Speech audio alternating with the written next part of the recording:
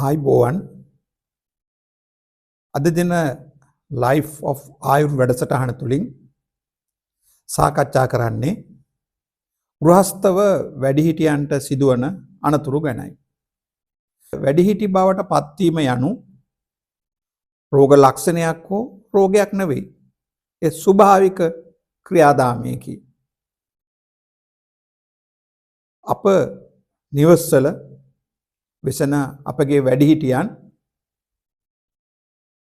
වයස් බවට පත්වීම සමගම ස්වභාවිකව සිදුවන පෙනීමේ දුර්වලකම්, ඇසීමේ දුර්වලකම්, ස්පර්ශයේ අඩුකම හා ශරීරයේ සමබරතාවය අඩුවීම යන ශාරීරික ක්‍රියාවන් ක්ෂය වීමේ ලක්ෂණ පෙන්වුම් කරනවා. එම ශාරීරික දුර්වලතාවයෙන් පෙළෙන වැඩිහිටියන් අනතුරට ලක් වූහොත් එම ශාරීරික අපහසුතාවන් තවත් තීව්‍ර වන අතර ඔවුන්ගේ එම අනතුරට ලක්වීම ඇතැම් විට ඔවුන්ගේ ආයු කාලය අඩුවීම දක්වාද සිදුව හැක. තමන්ගේ පුද්ගලික කටයුතුකම් තමන්ම සිදු කරගනිමින් සෙසු පවුලේ සමාජිකයන්ට අත්උදව් ලබා දීමෙන්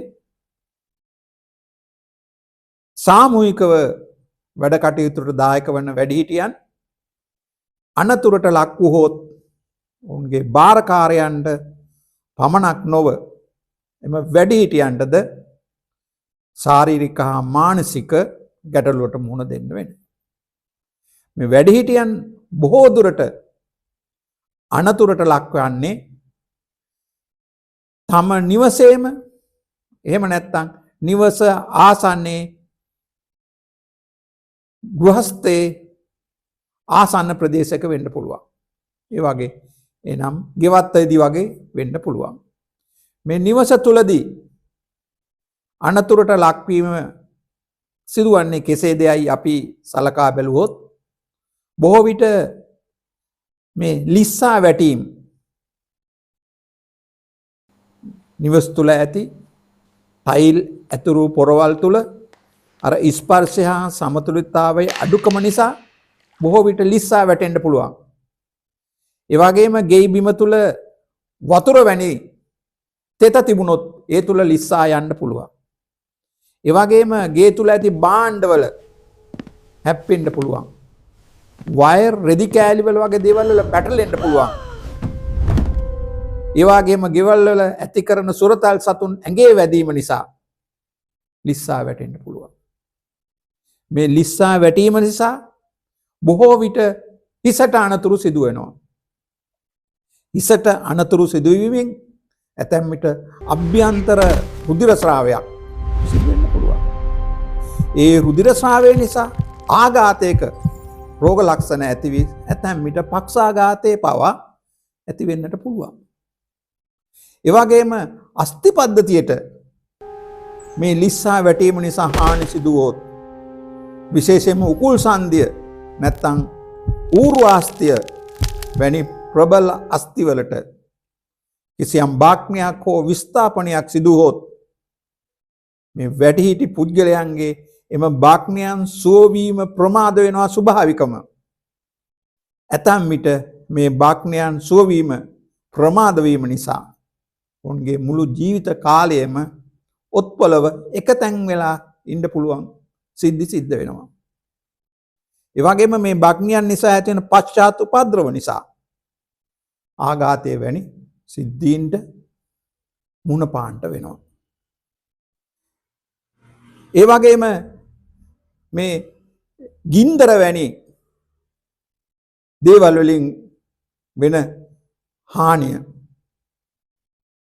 ගෘහස්ත මුළු තැන්ගේට උදව් වීමට මේ වැඩිහිටියන් බොහොම කැමැත්තක් දක්වනවා. ඒ නිසා ගින්දර ආයුධ වැනි දේවල් වලින් හානි සිද්ධ වෙන්න පුළුවන්. මේ පිලිස්සීන් තුවාල ඒ වගේම ආයුධ වලින් තුවාල නිසා ඇතැම් විට ආසාදන තත්වයට සමහර විට අධික රුධිර වහනය නිසා ශාරීරික හා මානසික දුර්වලතාවයන්ට ලක් වෙන්න පුළුවන්.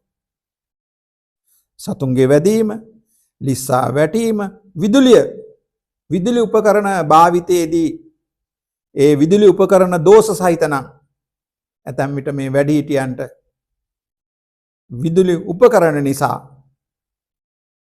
හානි සිද්ධ වෙන්න පුළුවන්. ඒ වගේම ගෙවල් වල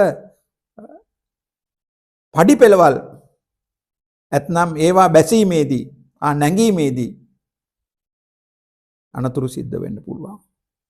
ඒ නිසා අප නිවසල ඉන්න වැඩිහිටියන් සහ භාරකාරයන් වැඩිහිටියන්ට නිවස තුල හා ඒ ආසන්නව සිදුවිය හැකි අනතුරු වලින් වළක්වීමට දෙපාර්ශ්වය සාකච්ඡා කර ගන්න ඕනේ.